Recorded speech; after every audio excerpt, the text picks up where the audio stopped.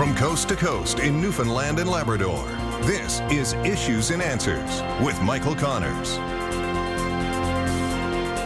Good afternoon and welcome to NTV's Issues and Answers. There's a new think tank that is paying a lot of attention to this province. It's called the Schroeder Policy Group, and the man behind it is also the financial backer of a Broadway-style musical called No Change in the Weather. Both the play and the think tank have been making the argument that Ottawa has a moral obligation to assist Newfoundland and Labrador with its fiscal problems. Joining me now is Walter Schroeder of the Schroeder Policy Group. Welcome to the program. Thank you very much. Well, first of all, just to begin, you used to own the DBRS bond rating service, and you sold that a few years ago. How did you get from there to here of now financing a play and a think tank that seems to be so devoted to Newfoundland and Labrador issues? It was a trip. I was very closely involved with the Newfoundland credit rating internationally. So we decided to do some tours across Newfoundland and learn more about it. We stopped at a music shop and we got a tape. It was called Uncle Harry's Bar Band by Wayne Parsons, was the lead of it. He lives right now in Rocky Harbour, Newfoundland. And we liked the music so much as we drove across because we thought we'd throw it away after the rental car was gone. We'd throw it away, but we didn't. We liked the music so much. And so we put it in our tape and used it to the cottage. And that was fun. Then we learned that Wayne Parsons had moved over to Anchors Away, a band. And so we got hold of some of those tapes and went over to Rocky Harbour, Newfoundland, and heard them and liked that so much. And then one day, we were in Florida a few years ago, because I'd been involved with Broadway shows with Garth Drabinsky in a show, and I knew the basis of Broadway shows, I saw a clip by Kathleen Johnson, who put together a bunch of shows that made Mamma Mia. And I suddenly thought, I've got all this great music here. Why don't I do the same thing with Newfoundland music? It's terrific. And my aim, my objective was to show the world the beauty of Newfoundland folk music, which I liked a lot. So I put the tapes around a table and worked for 5-6 days. And from that, picked out a broad plot, wrote a broad book, and thought of a broad book about Newfoundland that I could use. Got together all the characters and got together something like 35 songs, because I had them all on tapes and put them all together. And from that, one thing led to another. I met Bob Hallett of Great Big Sea. We hit it off, and we put the whole thing together, and that's how it came about, from my work as a credit analyst with the Newfoundland Credit internationally to this show today. So let's talk about the message of the play and the think tank. Sure. The thrust seems to be that you believe that Ottawa has a moral obligation to assist the province with its current predicament, up to $1.4 billion a year to 2041. How do you make that argument? How do you justify that Ottawa owes us that much? Well, Ottawa owes you this much because in the space of time of the credit rating, I spent time with the people at the Churchill Falls. I knew the story intimately. And I realized, as I worked through it, that Canada had an obligation in Newfoundland, because Newfoundland could have demanded that Canada give it a corridor through Quebec. And this was in 1966, just at the time that Charles de Gaulle went through his act of Vive le Québec Libre. And Pearson was terrified, and he told and asked Joey Smallwood to hold back on that, because the corridor through Quebec at that time, with Quebec nationalism rising like that, would totally devastate Canada's story, because René Lévesque was running that and leading that, and he would have killed Canada using this corridor by a foreign intruder coming across into our electric area. So consequently, Joey Smallwood listened to Lester Pearson and didn't apply for that, and that killed Newfoundland, because Newfoundland could have come out of that contract, that Churchill Falls contract with that corridor. That contract would have never happened, because Newfoundland could have negotiated either a much better deal with Quebec, or it could have made a deal by itself if it had the corridor with people like Hydro Ontario or some of the northeast utilities in the United States. So I don't think Churchill Falls contract would have happened if they would have had that corridor. Right. I guess, as I understand it, the story about Pearson came from a story that Smallwood told several years later, and there's no written corroboration of it. So is there enough there to actually justify? Because $1.4 billion a year, that's a big number that you're asking Ottawa for. Is there enough there to actually make the case to convince? There's other research that backs it up, and you can talk to different historians here. You've got some here in Newfoundland yourself. And to answer that would be a long, long answer that is probably too long here, but I wish you'd talk to some of your Newfoundland historians who can justify that. Right. But I'm thinking back, there have been other battles between the province and Ottawa over equalization and funding, and we kind of gone through this over and over again. I can remember Danny Williams demanding, $10 billion from Stephen Harper based on, a disputed interpretation of a broken promise on equalization. Now you're suggesting that we need to ask for $20 billion based on a story that Joey Smallwood told several years after the fact. Well, and I don't see that, is there enough there to actually make the case? There is. There's a strong moral argument that if you look at the details of it, and it's too long to go through here, that Newfoundland would not have had the problems with that Churchill Falls contract had they had that corridor. And then, come 1995, it was within 54,000 votes that Quebec came from negotiating separation. So who knows if Smallwood wouldn't agree to that. I think nationalism in Quebec was rising at a strong enough level that it could have had that whole referendum in 1995 go the other way, and it would have probably even come sooner. Well, let's talk about the economic implications of what you're talking, because you talk about there's sort of the dignified option and then the nuclear option. What are those two options? Dignified option is take Churchill Falls from now till the end of the contract. They produce on average about 30 billion kilowatt hours a year. If Canada gave Newfoundland 3 cents a kilowatt hour, that would be $900 million.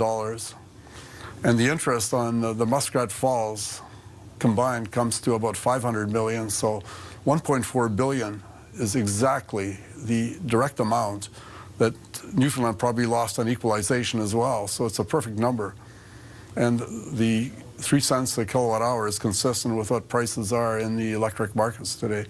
So what we're asking Newfoundland to get from Canada is really from now till the Churchill Falls contract ends, give Newfoundland a break on a moral basis and pay them what they would have got on an average at the low end, probably, what Quebec is getting right now. And then what is the nuclear option, and what are the consequences of that? Well, that's more serious because Canada guaranteed $8 billion of Muskrat Falls debt. They guaranteed principal and interest.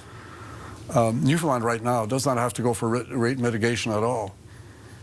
All they got to do is not pay the interest on that debt. And when they don't pay the interest on that debt, what would happen when it's their duty to pay the interest on that debt? What would happen would be Canada would have 5 days to make good on the interest. So Canada has got no negotiation strength here at all. If Newfoundland doesn't make the payment, Canada's got to make it. And Newfoundland doesn't have to negotiate, so no rate mitigation, no increases in electric prices, no nothing. It's going to be Canada's ball. And let the next Prime Minister come into Newfoundland and tell Newfoundland it's going to double electric rates. He doesn't have the bravery to do that. So Newfoundland can get out of this by just using the nuclear option. But what about the argument, though, that the province should take responsibility for its own actions? I mean, the government here created Muskrat Falls, it put itself in this mess. We're in a situation now where, the 2016, the government created a 7-year plan to get back to balanced budget. Initially, they were determined they were going to meet it. Recently, the Premier said, well, it's too early to say whether we'll meet it. They seem to be backing off this commitment to get back to balanced budget in 7 years. Is that responsible behavior? Should not the province be taking responsibility for itself? Well, I think Canada's got a moral obligation. Newfoundland doesn't have a choice. They're insolvent, they're bankrupt, they're done, they're finished. They have got no alternative. Newfoundland has got to make up, you got to understand this, for rate mitigation, they've got to make up $750 million for 22 years. There's no way they can do that without doubling electricity rates. That's what it will take. And if they double electricity rates, you got to realize what that means for a Newfoundlander. It should be quite upsetting to Newfoundlanders what's going to happen to them. Half of electricity here is used for heating. So what's going to happen then? They're going to start cutting trees in St. John's. You're going to have to put a policeman on every tree. because they're going to turn to wood. They can't afford a doubling. And 35% of electricity is used in the industrial area. So what does that mean for the energy-sensitive industries like, how about the Corner Brook Mill? Is that going to survive that? I mean, it's impossible. They cannot raise rates. There's no way you can capture $750 million for 22 years and expect Newfoundlanders to pay for it, especially when Canada's got a moral obligation to help Newfoundland out, as Newfoundland did in 1966. So that's the main thing. The second is Newfoundland can try and do this with taxes, but it's an area I've got a lot of expertise in. And trust me, Newfoundland does not have any tax capacity. Across the piece right now, they're high. And I don't know how you're going to ask Newfoundland to make up for this in tax capacity when the population here is declining 5,000 to 7,000 a year, when your unemployment rate is approaching 15%, and when your average age of a Newfoundlander is 15% above average Canadian, which means health costs are going to go through the roof. And looking at health costs here, there's no way Newfoundland can hold health costs at $3.1 billion. They've been there for years, and the only way they can do that is they're cutting off health services here to the Newfoundlanders. And they just, that figure has got to grow just based on age, based on people living longer, based on demographics. So there's no way out of it. Newfoundland can't raise taxes, and they can't pass it on in the form of electricity rates. So what are they going to do? Canada's got to come to their aid. We're going to take a short break. We'll be back with more of NTV's Issues and Answers right after this.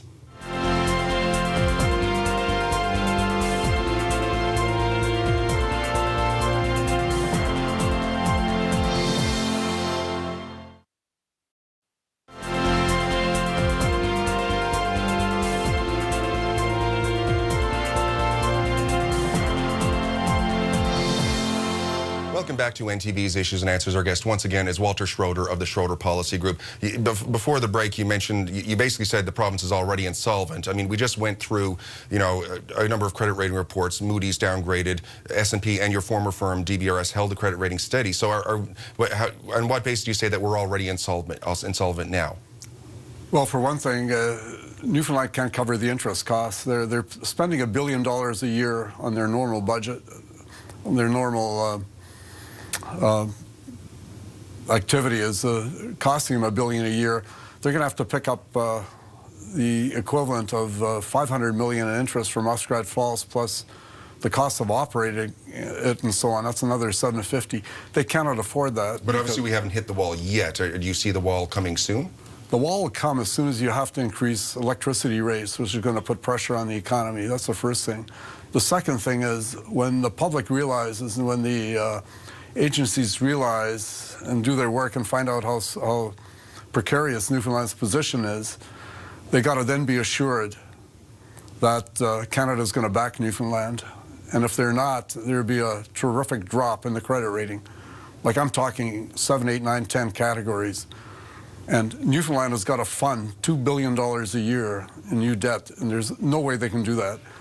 So as things develop here and as you have to raise electricity rates, that's when things are going to start to happen. Another issue you've raised is equalization. Now, this is another one that we've gone to war over before in the past and didn't really get anywhere with. The problem with equalization is always ends up being a zero-sum game with all the provinces fighting for their own interests. Right. So why do you believe that's even an option, that one small province can change the equalization formula? Well, you're hoping for it because Newfoundland, to be honest with you, has been thrown under the bus with equalization. When you stop and look at what happened in Newfoundland, and it's got to be upsetting to a Newfoundlander, 4 provinces till 2019 did not get equalization. And equalization is there to help the poorer provinces have the same tax capacity of the average Canadian. The 4 provinces were BC, Alberta, Saskatchewan, the 3 best in Canada, and Newfoundland. Now, how did Newfoundland get into the half provinces when it's got a 15% unemployment rate? It's losing 7,000 people a year. It's got a health system that's underfunded very badly right now, and the average age is 15% higher. And 3 massive economies, 3 massive mega projects you've got are all finishing at the same time. So everything's falling apart here. and they're considered a half province. And then what happened was the equalization program was extended for another 5 years, and it was done so without consultation. So where does this leave Newfoundland, and why was Newfoundland treated that way? There's no reason under the world why that equalization formula should have been extended for 5 years. And I'd like to know how Ottawa is going to answer to that. Well, we are out of time. Walter Schroeder, thank you very much for joining us. And stay with us while we take another break. We'll be back with more of Issues and Answers right after this.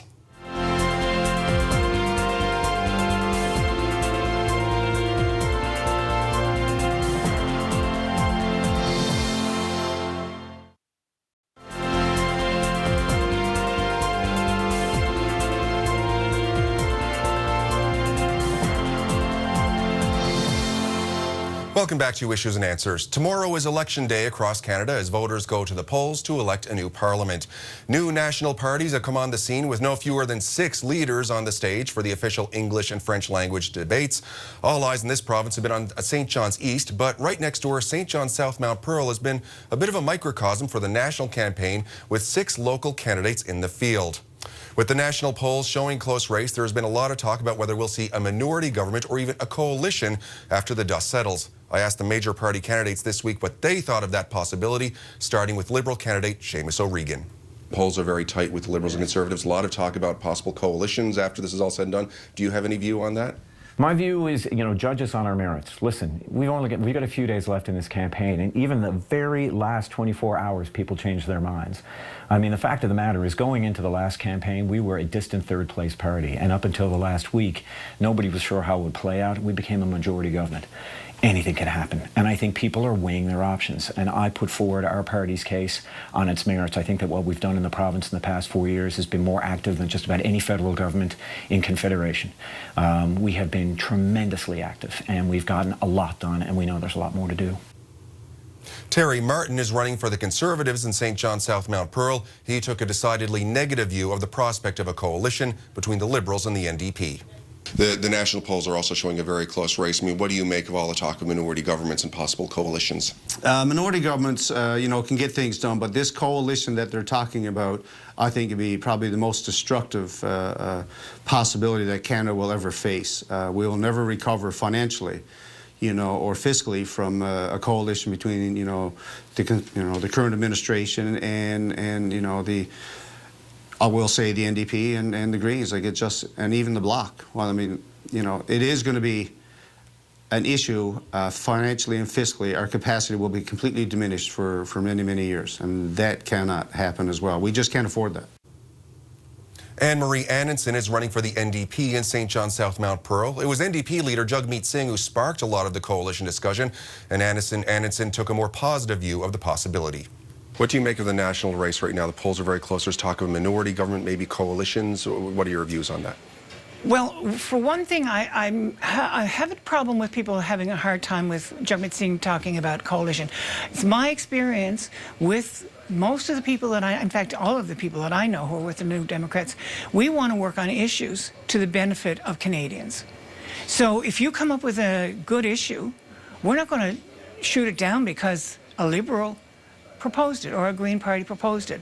We know that there are certain issues around the other parties that make us dubious about whether or not they will actually honor their commitments. So having said that, if it's a good plan for Canadians, I'm going to work for it. Now, there are 3 other candidates in the race in St. John South Mount Pearl. The People's Party of Canada is the new kid on the block in this election, founded by former Conservative Cabinet Minister Maxime Bernier. The party has been under scrutiny for its stance on immigration. Ben Ruckpaul is the party's only candidate in this province. There's been a lot of national concern about, whether this party is related to Trumpism, those sorts of issues. What do you say to that? I say to that, again, it is a comparison that has been made. I wouldn't necessarily call it that. I think there are a lot of people who look at the issues, who look at our economic issues, who look at the issues facing our individual provinces. What with the equalization, what with the fact that Newfoundland has been essentially kept out in the dark by successive federal governments. And I think a lot of people are fed up with that. And I think that if we really truly want to improve the lives and the quality of the lives of the people here, we need to look at the economic factors, and we need to ensure that people have the jobs that they need. We need to ensure that they, that their food costs are reasonable, that their power costs are reasonable. And I think the People's Party of Canada is a great option to do that.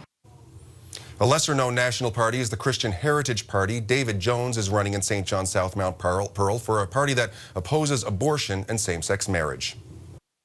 We are a like-minded group of people. We believe that God is the creator of the whole world, and we are ruled by Him. And we're a group of like-minded people. We like to follow biblical values in society and, uphold justice for people. Right. And what prompted you to get involved with the party and run in this election?